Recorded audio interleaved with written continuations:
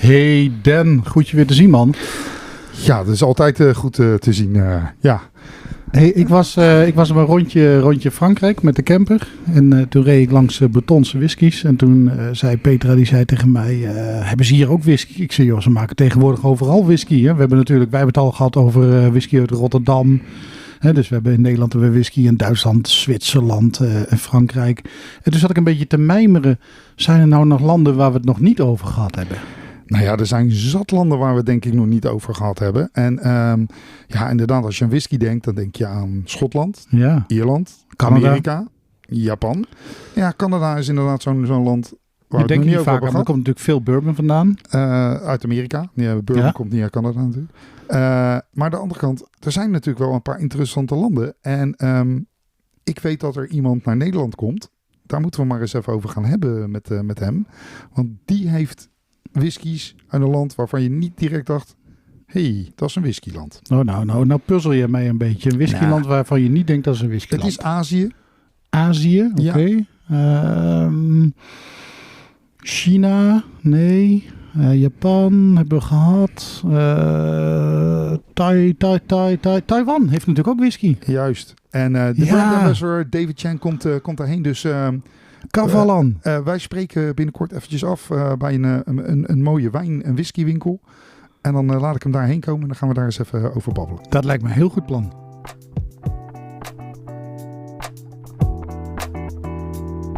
Dit is Drop or Dram, de podcast voor whiskyliefhebbers. Van beginner tot kenner. Schenk je favoriete glas in en geniet met ons mee.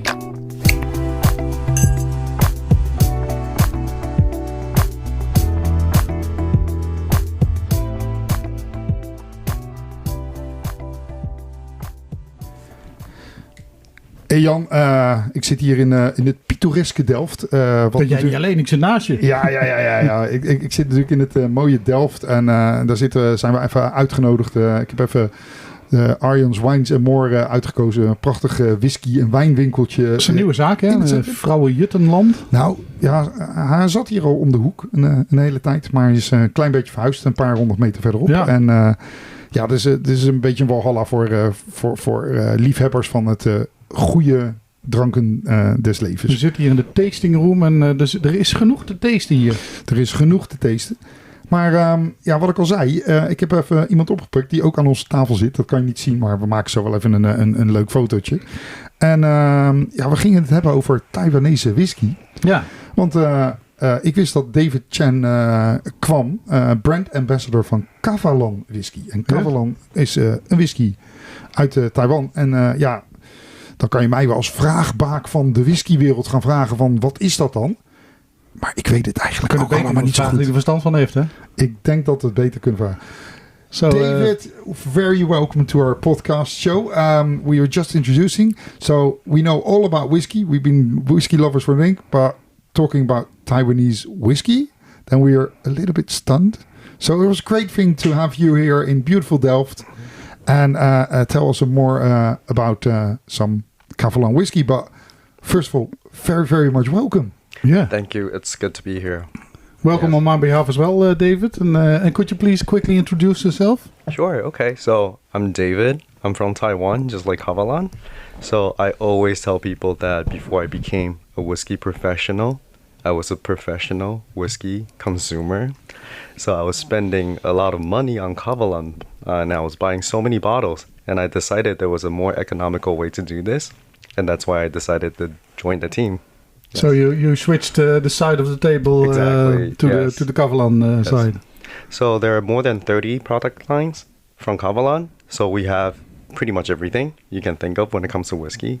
And I was buying all of them. So before I joined the team, I was sort of an expert already. Yes. Well, then you're an expert not only on the product, but also on the history of Kavalan. And as I recall, first time I tasted Kavalan was somewhere around 2010, I think. Because you started in 2005? Yes, we started in 2005. And then we had our first whiskey in 2008. Yes. And how was that, the first whiskey from Taiwan? Oh, the first whiskey, no one knew who we were. So it was a little hard to introduce ourselves, we struggled a little bit, to be honest. But there was a story. So in 2008, we came out with our Kavalan Classic. And in 2010, back then, no one knew about us yet. Mm-hmm. But during Burns Night in Scotland, they had a blind tasting event. And Kavalan came out first on top. So that's when people started asking, hey, who is Kavalan? Like, where is Taiwan? Where's Kavalan from? They I had imagine so that many was questions. a shock in Scotland. Yes, that was a shock for us too. So far away from home, people were asking about us. It was a pleasure. Yeah, talking about whiskey, and in 2008, this is a fairly new distillery. We're talking Yes. less than 10 years old. But the history in whiskey making in Taiwan, that's hugely different, because was there any whiskey production before, or other drinks, alcoholic drinks? Okay, so Kavalan is the first whiskey distillery from Taiwan. Our founders, they always had a deep love for whiskey, and they dreamed of making 100% single malt whiskey from Taiwan. However, there was a monopoly system controlled by the government until 2002, when Taiwan joined the WTO, and the policy was lifted. And our founders, they took a team to Scotland and Japan to learn how to make whiskey, and they came back and started Kavalan. Yes. And where did they start? Did they start with the Scottish way of producing, or more the Japanese way, or Okay, that's a very good question. So they do it the Scottish way, still is, more or less. However, we turned that into something more of a Taiwanese style. Yes. And what's the difference then? Because I can imagine that the climate in Taiwan is completely different, so the aging must be very, very more quickly.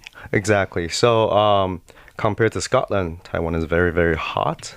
In the summer, it could hit 40 degrees Celsius, where we also get really cool winters. In terms of temperature, it could drop to about 10 degrees Celsius. So it's really the hot summers and the cold summers that contribute to the fast maturation. The combination of the extraction and oxidation. So legally, to call a Scotch whiskey, it has to be matured for 3 years. But in Taiwan, legally to call it a whiskey, it only takes 2 years. Okay. Yes. A big difference, because a lot of people think that there's a law about making whiskey at 3 years old, but you see everywhere in the world there's a difference, and it has to do with climate. And you said it was a Taiwanese style whiskey. Yes. What is a Taiwanese style of whiskey? Okay. So with the climate and the air, also the water, it contributes to the taste of the new make. For example, Kavalan is known for the fruity, floral, sweet tasting aromas. So compared to Scotch whiskies, it has a very strong taste in pineapple, mango, bananas, green apples, and so on. Yes. And then you mature it on oak casks? Yes, we actually have a lot of different cask selections. For example, we have the most complete sherry cask profile. Yeah. So there are 7 types of the typical sherries, and we have all 6, and 7 is coming now. So we have the Amontillado, Manzanilla, Fino, Oloroso, Pedro Jimenez, and Moscatel. So yes, we have the sherry cask, a lot of the sherry cask. Also the wine cask, which we are famous for. Yes. And then you do a full maturation on the sherry and wine casks, or is it a finish? We have both. We have the cask finish series, but at the same time, we have a lot of the full-time maturation, the single cask strength. Yes. And to dive a little bit more in history, because I dove in it a few years ago. So Taiwan started making whiskey the Scottish way. Then they learned doing it that the maturation was more fast than in Scotland, and the angel share was much higher. So they took on the whiskey law and they made maturation 2 years. But as I understand, and perhaps you know that, after making whiskey for a year or 5, they reinvented the Taiwanese style to make it more Taiwanese, to adjust to climate and Taiwanese conditions. Is that right?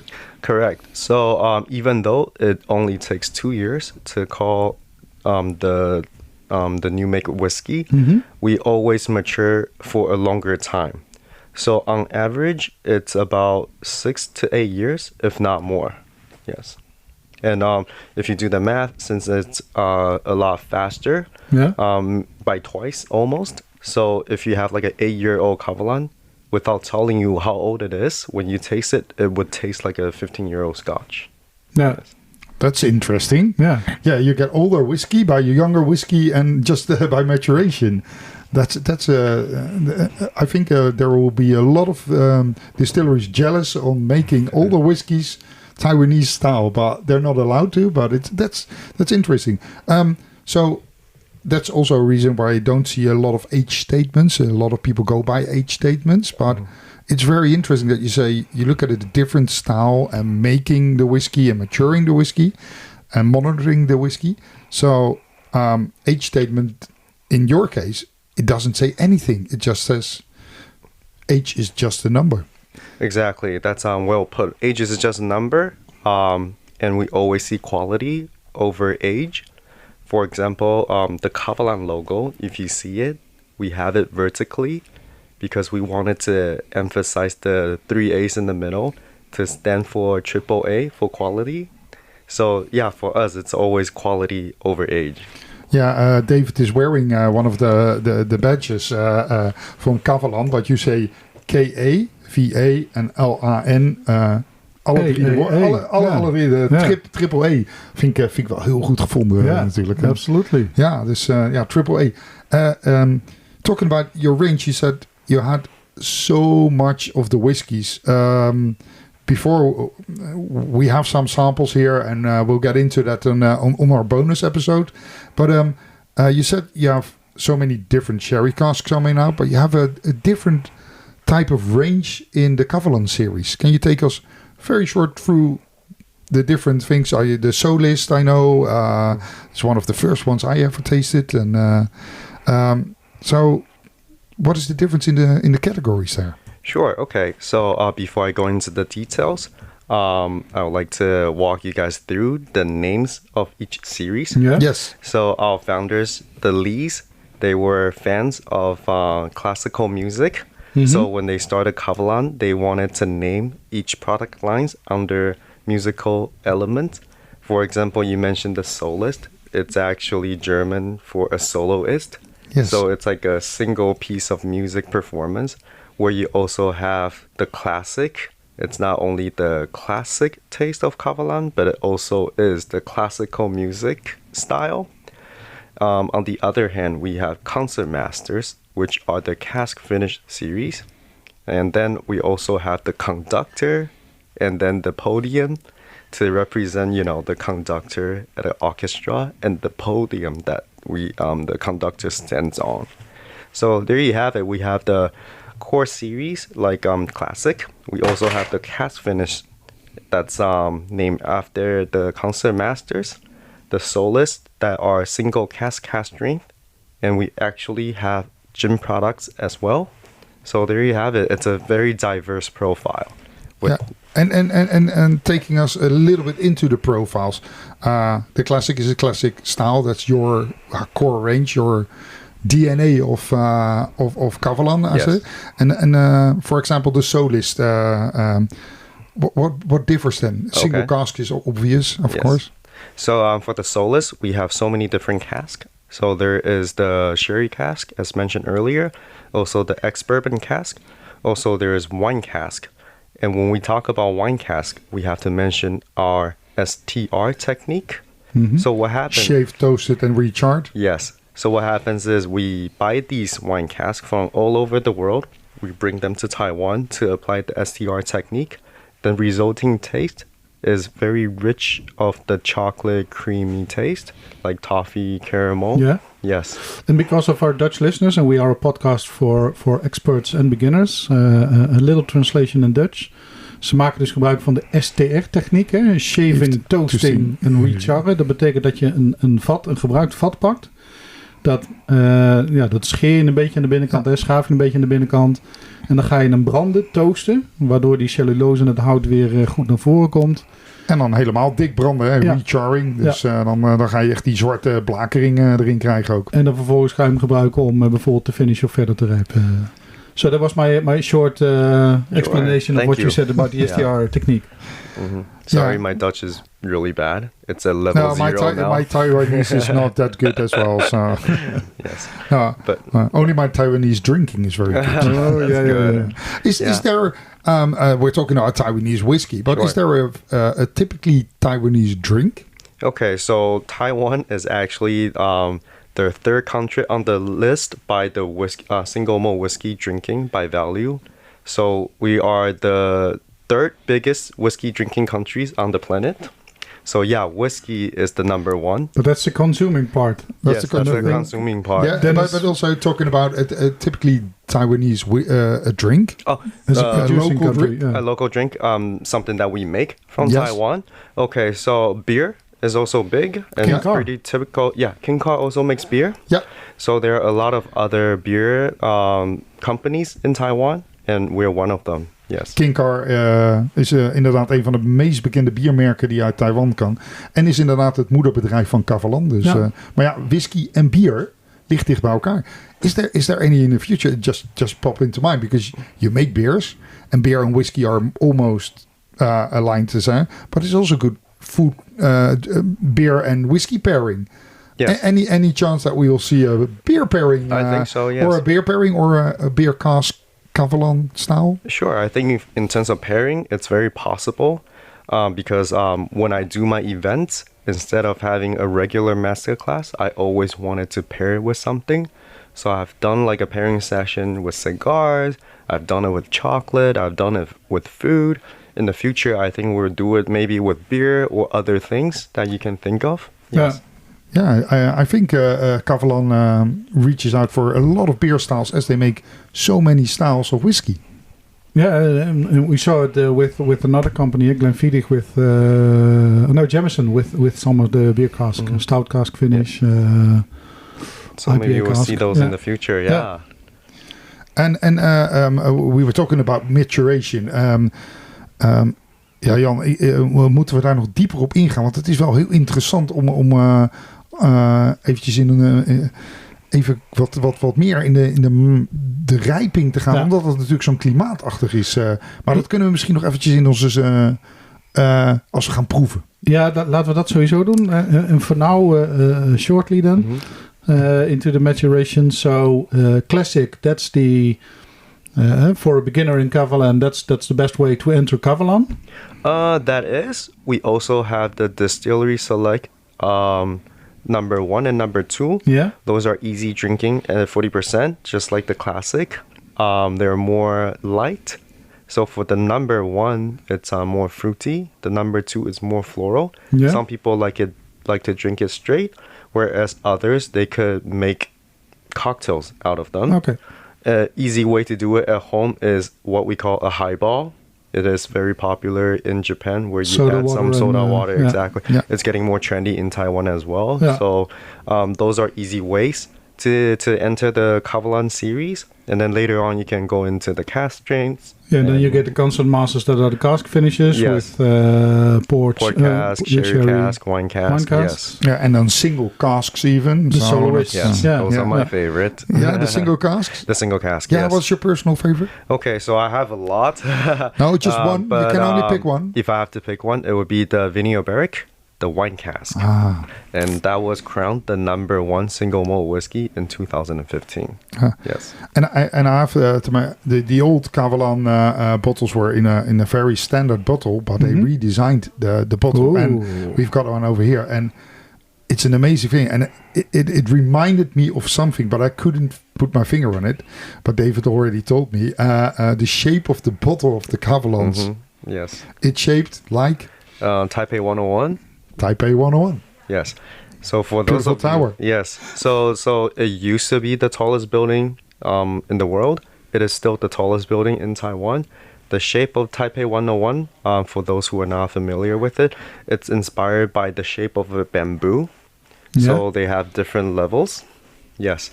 And for us, we wanted to be the best out of Taiwan and perhaps the number one in the world. So we were inspired by the architecture and we come up with the square bottles. Yes. Ja, dat is echt iets leuks. Dus ik denk van, hoe kom je dan op zo'n flesdesign? Ja. En dan hoor je in één keer van de bamboe en dan hoor je in één keer over dat soort dingen. Ja, en natuurlijk, het oog wil ook wat. Hè. Dat is de eerste die we eigenlijk zien, is natuurlijk de fles voordat we de spirit proeven. Maar Jan, ik zei het al, Taiwanese whisky. Ja, dat is niet het eerste waar ik aan dacht. Nee, zeker niet het eerste. Kijk, wat ik net al zei, ik heb op festivals wel eens Kavalan geproefd. Ook een klein beetje meegemaakt hoe die hele ontwikkeling ging. Dat het in het begin, het was heel snel rijp. En dan proef je toch nog een klein beetje die jonge whisky. Toen hebben ze dus die heruitvinding gedaan van hoe gaan wij nou hier whisky maken in het klimaat van Taiwan. Ja, ik vind het wel een heel mooi volwassen drankje geworden, hoor. Maar tegelijkertijd, Taiwan is ook zo ver weg dat ik er ook niet dagelijks bij stilsta. Dus ook ik dacht, Taiwan, dat is ook zo, ja. Ja, en Kavalan is tegenwoordig toch wel even een merk wat veel mensen zien, maar niet direct gelijk koppelen aan whisky, denk ik. But David, we were talking about the maturations. Okay. You've gone from learning to make whiskey Taiwanese style first. Copy paste, but that didn't work, so it became a completely different kind of thing. And now you have your own Taiwanese style. Talking 2008, so we're talking 2024 when we're here at the moment. But taking the next level, if that's done in eight years, what's next? Where do you stop? What are the plans? Okay, that's a very good question. I think we are going to experiment with more casks because it's a very diverse profile already, but we're not going to stop. We're trying to come up with more flavor profiles to make people happy. Because for us, we don't think of whiskey as just whiskey. We think of it as a part of life. It is a lifestyle. Yeah. For example, in Taiwan, we like to pair our whiskey with food. Yeah. That's pretty much the way to do it in Taiwan. But in terms of food, there are so many different flavors as well. And what kind of food do I think about? So usually something spicy or seafood. So for example, when I eat spicy seafood, I can pair it with a rum cask. Okay. A rum cask Kavalan, which is also a soulless. If I wanted to pair it with dessert, I could go with the peated soulless. Yeah. So a little smoky, a little sweet. They balance each other out. So I think we think of whiskey as something fun. In the future, we're going to do something fun too with the cask. And you mentioned the you do have a scoop for us? Yes. So you mentioned age statement as well. We don't have any so far. No. But maybe sooner or later we're going to come out with one. Somewhere in 2025, 20 years after opening? Yes. So we started in 2008. If you do the math, we can expect one maybe pretty soon. Yes. But I think the interesting thing is food pairing. And like you mentioned, your food pairing is it. You always said we do a lot of the food pairing and a lot of the whiskey here in Holland, Belgium, well, in Europe, mainland is more seen as a drink, an after dinner drink, a digestief. But you can do so much with it, and food. We can see food pairings coming along, and you were taking that. But is it culture wise that you love your whiskies, as you mentioned, you're big whiskey drinkers, with the food? So that's the way you love food in Taiwan. Or drinks in Taiwan? I think they come hand in hand. Of course, you're going to have some connoisseurs who prefer to have whiskey neat. However, the general population, they always see the drinks and the food together. So whiskey as well as beer are what you see on the dinner table, especially for celebration. For example, if we celebrate the New Year together, you will see a table with like friends and family, and we could bring different bottles of whiskeys to share with each other, sort of like a mini tasting. And we like to finish the drink It's like a culture where we try to finish the bottle before we finish the meal. I think we have to go to Taiwan sometime. Finish the bottle before the dinner. Yeah. Well, that's going to be a challenge. Then again, the way you make whiskey and look at whiskey, and we talked about it already, with the food pairing, it just came to mind. Is that the way you look at making whiskey? So it always has to pair, or also just as a drink? I think we take those into considerations as well. When we think of what to make next, we also like to think of what where it could be drank. For example, at a bar, with some ice, without ice, with food, easy drinking, or something a little heavier. We take a lot of those into considerations. So yes, when we make whiskeys, we want to make top quality whiskeys, of course, but we also want to know that if we can expand from there. So it's always about having fun. That's very interesting. Jan, we hadden het er al eventjes over dat wij de samples even in een bonusaflevering gaan proeven. Ja. Dat doen wij op een later moment. Gaan we even met z'n tweeën zitten. Ja.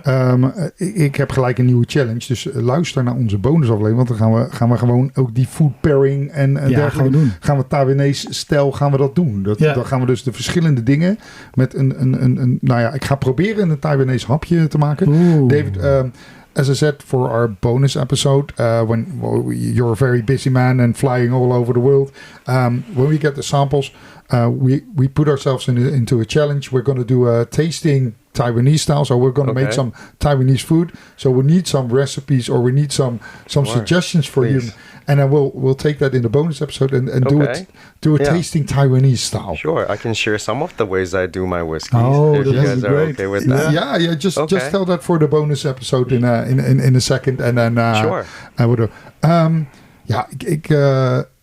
Jeetje man.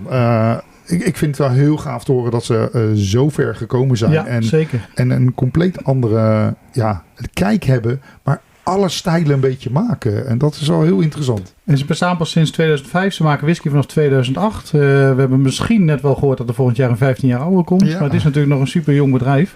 David, I think we covered most of the story of Kavalan. Unless you have to add something, but... Sure, no, I'm okay with what we just talked about. If you have any more questions, I'm down. For the questions, we'll do some of the tasting and get your suggestions on this. But for now, thank you very much for taking the time off in your short tour in Europe. Because yesterday he was here in Holland too. 2 days ago he was in Germany, France, Britain. He doesn't have a private jet yet, but and David is still overwhelmed by the beauty of the flat Dutch countryside. Yeah. So no, David, thank you very much for being on our show. Thank you very much, it's and a pleasure. We'll see you next time. Yes. And to all our listeners, we say dag. Dit was Drop or Dram. Vergeet niet om je te abonneren op onze podcast of kijk op onze website www.dropordram.nl. Tot de volgende keer.